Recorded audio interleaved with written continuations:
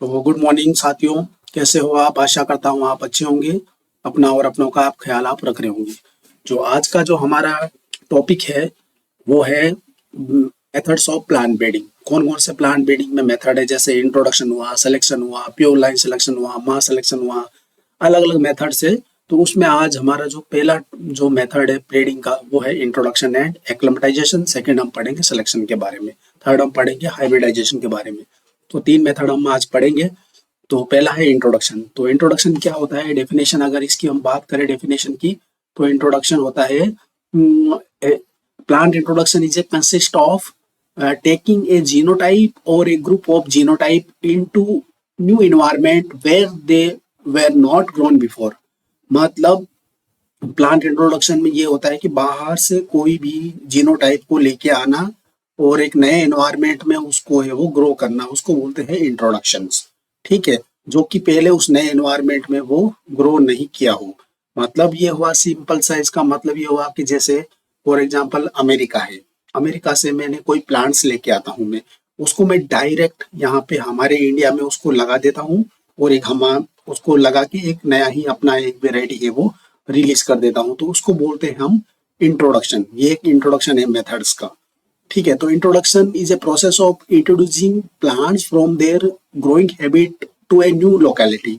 Example मैंने बता दिया, जैसे अमेरिका से कोई भी प्लांट्स है उसको इंडिया में लाके हमारी इंडिया में न्यू लोकल उसकी लोकेलिटी होगी, न्यू ग्रोइंग कंडीशंस हो गई, यहाँ पे उसको लगा देना ही क्या बोलते हैं हम, उसको बोलते हैं हम इंट्रोडक्शन। तो ये इंट्रोडक्शन कैसे हो सकता है? इंटरकॉन्टिनेंटल, इंटरनेशनल, एक होता है नेशनल, एक होता है इंट्रा स्टेट मतलब with in the state, intra state, एक होता है इंटर स्टेट मतलब बिटवीन द स्टेट। इंटरनेशनल का हो गया बाहर से कोई भी जीनोटाइप या वेराइटी को इंडिया में इंट्रोड्यूस करना, उसको लगाना, उसको बोलते हैं इंटरनेशनल। जैसे गेहूं की semi dwarf varieties of wheat and rice introduce from the Mexico to India. ठीक है, तो जो semi dwarf variety of wheat और राइस की जो सेमी ड्वार्फ वेराइटी है वो मैक्सिको से हमने है वो इंट्रोड्यूस करके है इंडिया में है वो हमने लगाई थी। तो हमारे यहाँ पे फिर हमने उसको वेराइटी को डेवलप किया था। फिर उसके बाद में आता है intercontinental, with in intercontinental. Intercontinental मतलब कोई महाद्वीप में, जैसे एशिया हुआ, जैसे चाइना से, तो चाइना से इंडिया में अगर हमने कोई वेराइटी को लगाया तो उसको बोल देंगे हम इंटरकॉन्टिनेंटल।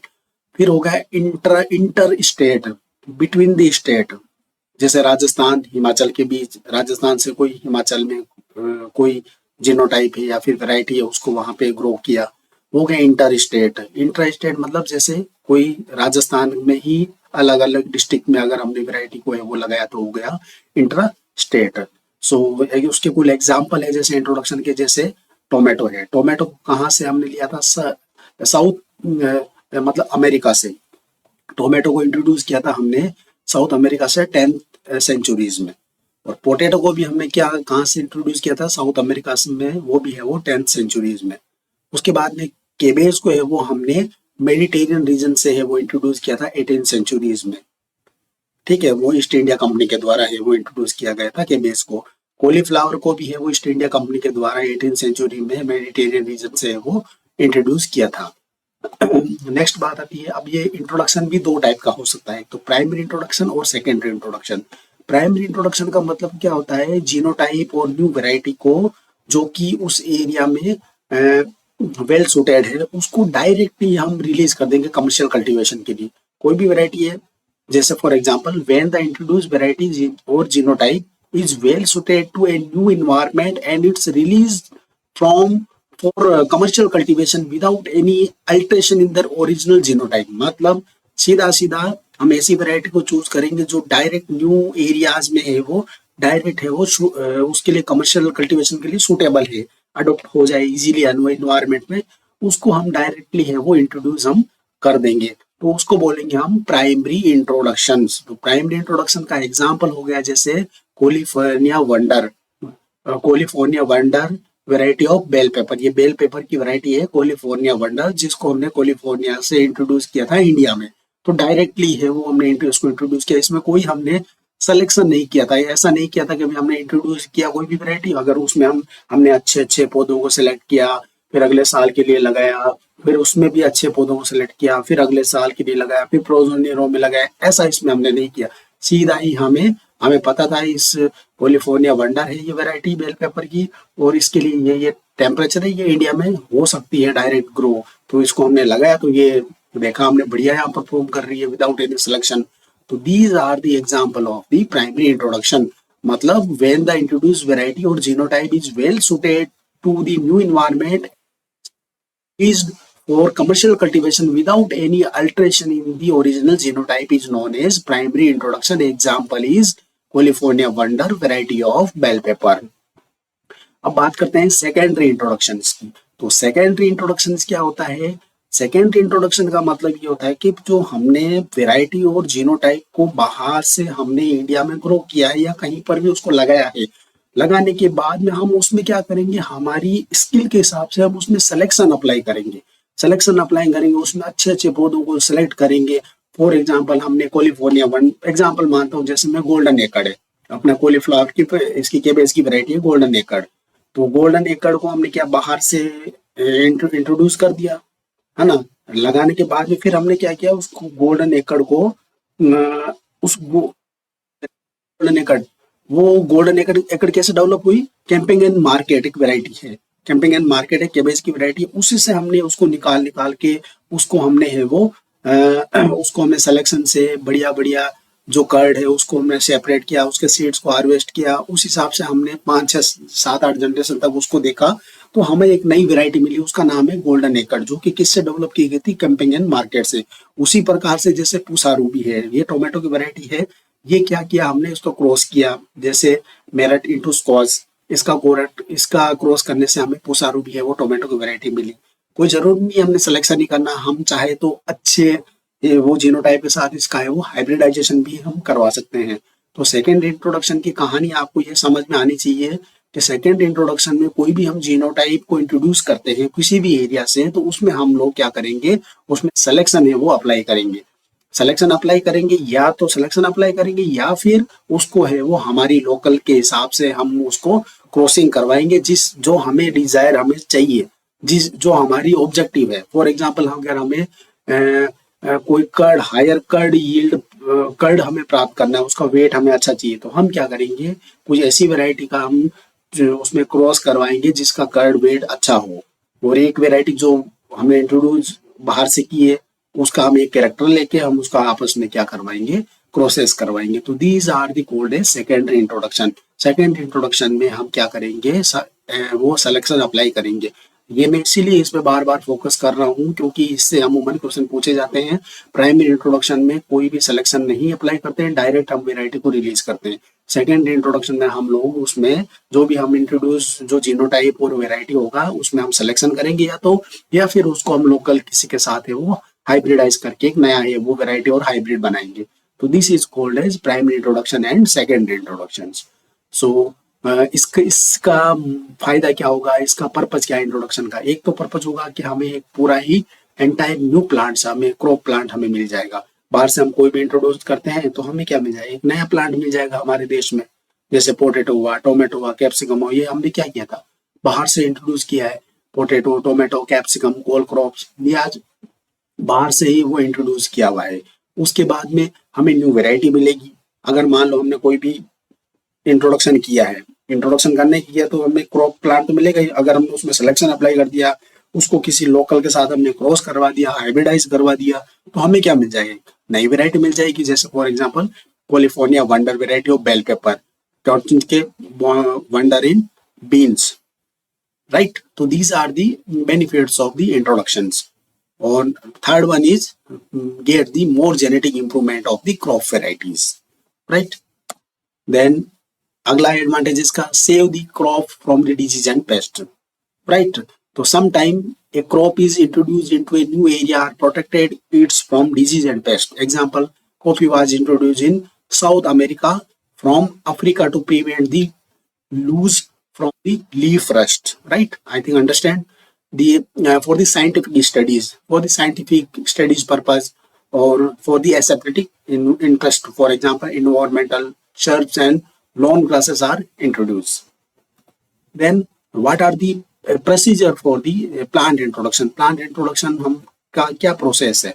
तो पहला होता है procurements of the germplasm, procurements of the germplasm, then second is quarantine, third is cataloguing, fourth is evolution and acclimatization, fifth is multiplication and distribution. So procurement of the germplasm, ये क्या होता है इसके बारे में देखेंगे।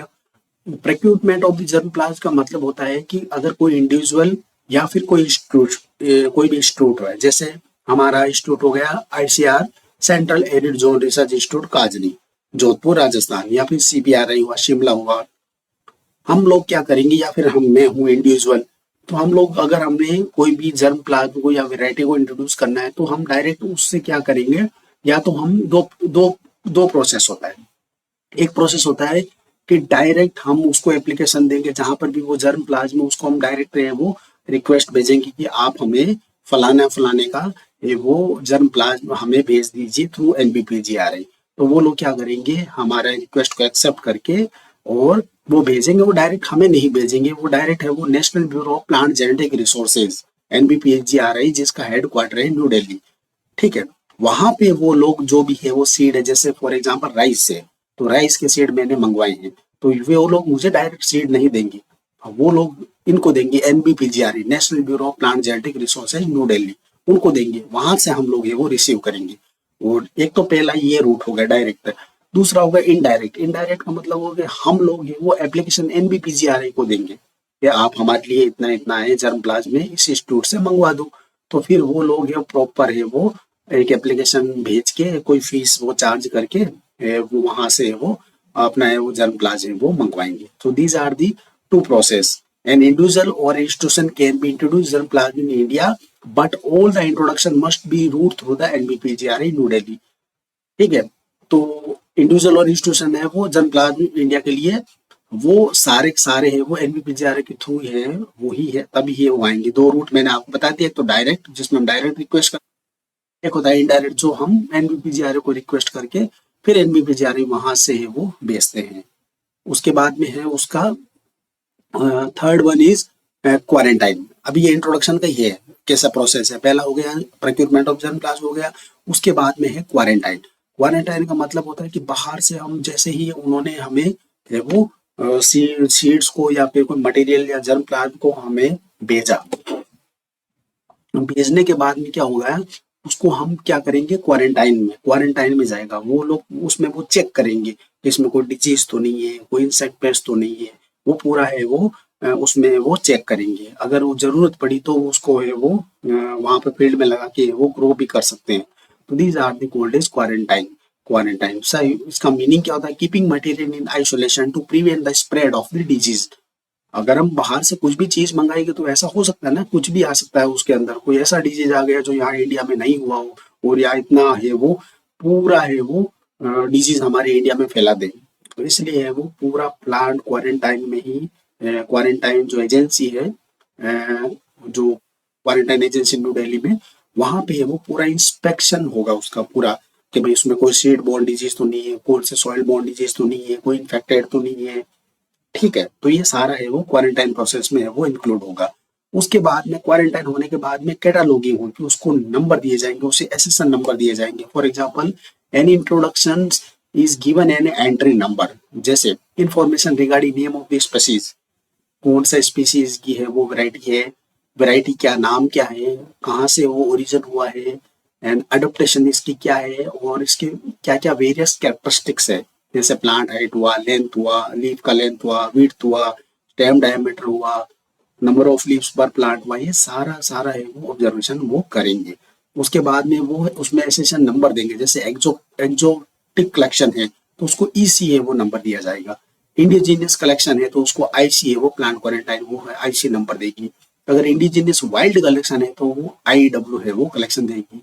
तो ये है वो कैटालॉगिंग किया जाता है। कैटालॉगिंग में इजी कैटालॉगिंग हम इसलिए करते हैं ताकि है वो इजीली पता लग जाए EC है एग्जॉस्टिक कलेक्शन है तो उसमें ये डायरेक्ट एग्जॉस्टिक कलेक्शन के अगर हम वहाँ कंप्यूटर में देखेंगे EC वैरायटी EC है तो डायरेक्ट उसमें पूरा उसका लेखा जोखा आ जाएगा, हाँ ये वैरायटी है, यहाँ से है, इसका नाम ये है, इसकी क्रॉप का नाम ये है, इसका अडोप्टेशन ये है, इसकी फ्लावर बायोलॉजी इसकी ये है, इसका कैरेक्टरिस्टिक ये है, लीफ का कैरेक्टर ये है, प्लांट का है, सारी मोर्फोलॉजी सब कुछ उसमें है वो आ जाएगा। उसके बाद में इवोल्यूशन एंड एक्लेमेटाइजेशन, इवोल्यूशन किया जाता है। जैसे हमारे क्या होगा, उसके परफॉर्मेंस को चेक करने के लिए बहुत सारे स्टेशन बने हुए हैं, ठीक है। जैसे सीपीआर हुआ, सीपीआर का है सेंट्रल पोटैटो रिसर्च इंस्टीट्यूट, क्या है, शिमला में, शिमला में है। तो ये क्या करेंगे, पोटैटो से रिलेटेड जो भी मटेरियल आएगा उसका है वो वहाँ पे ट्रायल होगा, कंडक्ट किया जाएगा, देखा जाएगा कि भाई हाँ ये कैसा है, इसका फिर कोई परफॉर्म कैसा कर रहा है, डिजीज इसमें तो नहीं है, वो सारा है वो चेक किया जाएगा। उसके बाद में है वो देखा जाएगा रही है कि नहीं हो रही है, ठीक है। तो ये हो गया एक्लेमेटाइजेशन। एक्लेमेटाइजेशन अगर हो गया तो फिर उसको डायरेक्ट है वो रिलीज कर दिया जाएगा वैरायटी के लिए, राइट। उसके बाद में है, अब एक्लेमेटाइजेशन का मतलब क्या होता है, the process that leads to adaptation of a variety line और a population to a new environment. एक ऐसा प्रोसेस जो कि वैरायटी जो हमने इंट्रोड्यूस की है वो उस क्लाइमेट और उस इन्वायरमेंट में है वो ग्रो होने के लिए सूटेबल हो जाए, उसको क्या बोलते हैं, एक्लेमेटाइजेशन। अभी एक्लेमेटाइजेशन भी है वो डिपेंड करता है इसका पोलिनेशन बिहेवियर क्या है। अगर मान लो क्रॉस होगा, एक्लेमेटाइजेशन ज्यादा होगा, क्यों होगा, क्योंकि उसमें वाइडर जेनेटिक बेस होगा। वाइडर जेनेटिक बेस होगा तो क्या होगा, उसमें ग्रेटर या मोर रिकॉम्बिनेशन होगा जीन का, तो इससे क्या होगा, उसका एक्लेमेटाइजेशन है वो ज्यादा होगा। उसके बाद में magnitude genetic variability present in the original population. Variability कितनी उसकी प्रेजेंट है, अगर मान लो ये उस पॉपुलेशन में, तो वो क्या होगा, ज्यादा है वो एक्लेमेटाइजेशन के चांसेस रहेंगे। फॉर एग्जांपल अगर होमोजीनियस हो गया कोई भी सैंपल तो चांसेस है वो कम रहते हैं। इसका वेरिएबिलिटी का मतलब ये होता है कि बड़े, जैसे फॉर एग्जांपल एक लॉट है, सीड लॉट है, उस लॉट में कुछ छोटे दाने भी हैं, मीडियम दाने भी हैं, बड़े दाने भी हैं। अगर ऐसा होगा तो वो क्या होगा, उसको इवोल्यूशन करने में और एक्लेमेटाइजेशन होने में है वो ज्यादा वक्त नहीं लगेगा। हो सकता है कि वो बड़े दाने हैं वो एक्लेमेटाइज हो जाए, है ना, छोटे की बजाय। तो हम लोग क्या करेंगे, आगे सिलेक्शन अप्लाई करके बड़े दानों को है अब वो, उससे हम सिलेक्शन 6-7 जनरेशन करके एक नई वेरायटी है वो रिलीज कर सकते हैं। तो हमारा कुछ ना कुछ तो हमें मिल ही जाएगा। अगर मान लो होमोजीनियस वेरायटी है, कोई मान लो छोटी है, छोटी वेरायटी है, या फिर होमोजीनियस है, कोई वेरिएबिलिटी उसमें ज्यादा नहीं है, तो अगर हमने बाहर से इंट्रोड्यूस किया हुआ जो मटेरियल है, जेनेटिक मटेरियल, उसको हमने लगाया यहाँ पे, तो वो अगर ग्रो ही नहीं किया तो फिर पूरा ही लॉट ही खराब हो जाएगा, कुछ भी नहीं मिलेगा हमें, कोई सिलेक्शन का भी कोई चांसेस नहीं रहेगा। इसीलिए ये पॉइंट इसमें इंपॉर्टेंट है कि वेरिएबिलिटी अगर ज़्यादा प्रेजेंट होगी किसी लॉट में तो वो ज़्यादा एक्लेमेटाइजेशन के उसमें चांसेस है वो रहेंगे। उसके बाद में duration of the life cycle of the crop, for example जिसमें रिप्रोडक्टिव पीरियड्स उसमें ज़्यादा होगा, एनुअल क्रॉप्स है, जैसे एनुअल क्रॉप्स में क्या होगा, एक्लेमेटाइजेशन है वो ज़्यादा होता है, क्योंकि उसमें क्या होता है, उसमें रिप्रोडक्शन साइकिल्स है वो ज़्यादा है वो चलते हैं compare to perennial crop variety. Annual crop variety acclimatize earlier than the perennial crop varieties because of more cycle of the reproduction leads to the early acclimatization। उसके बाद भी म्यूटेशन, म्यूटेशन क्या मतलब होता है कि कोई जीन में यादृच्छिक चेंजेस आना, that be called as mutation। it also lead to acclimatization but become important only after a long period of acclimatization। so this is called as mutations।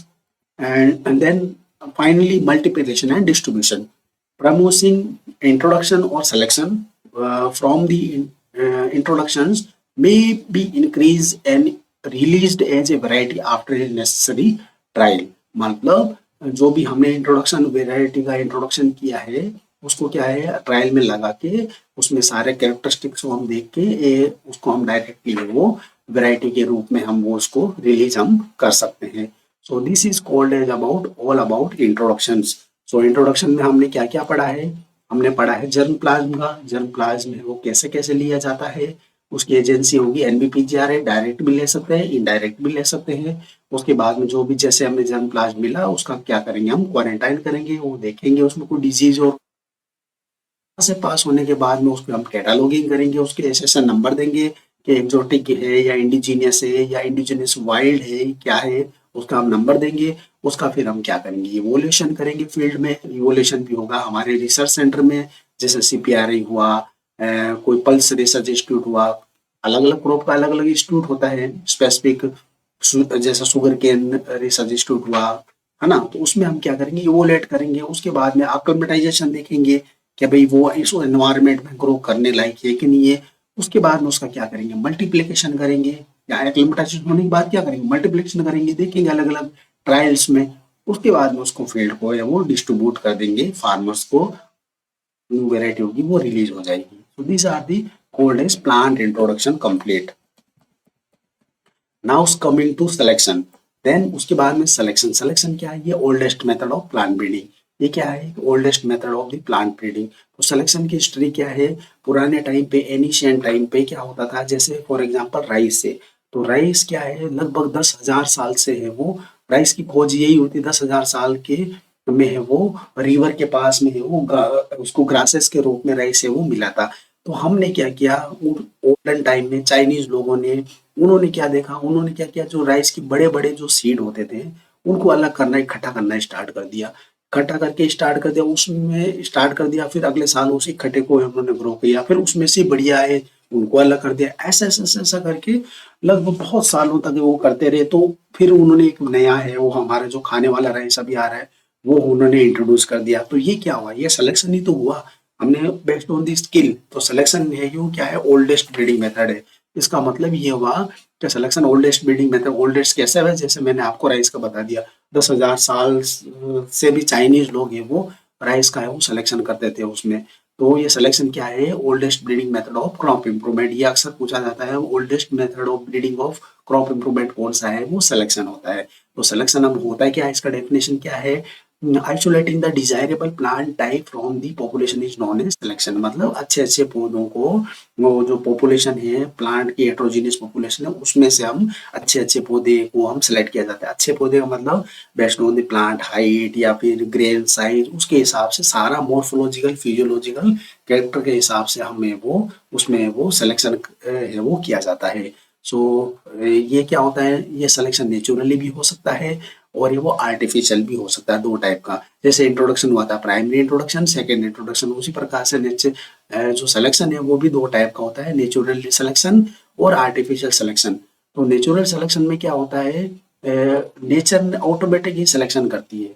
जो फॉर एग्जाम्पल राइस है, तो rice का एक पौधा छोटा है और एक पौधा बड़ा है, और एक पौधा बड़ा है और बड़ा पौधा क्या है, वो बायोटिक स्ट्रेस के लिए रेजिस्टेंस है वो उसमें है, जो छोटा है उसमें नहीं है। तो नेचर ने ही सेलेक्ट कर लिया उस बड़े पौधे को जिंदा रहने के लिए, तो वो छोटा पौधा क्या हो जाएगा, मर जाएगा। तो नेचर ने ही क्या किया, बड़े राइस के पौधे को सिलेक्ट कर लिया।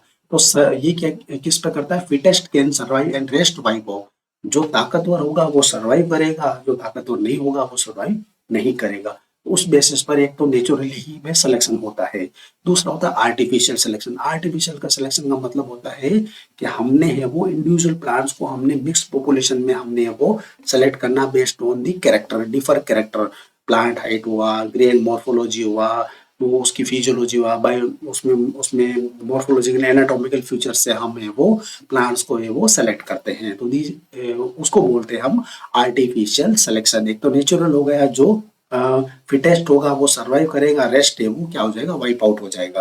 वो this is called natural and artificial, जिसमें हम लोग ये वो अपने दिमाग से और अपने माइंड से, अपने ऑब्जर्वेशन से, नॉलेज से हम उसको है वो सिलेक्शन करेंगे, उसको बोलते हैं हम artificial selection. So what are the principles, there are two principal.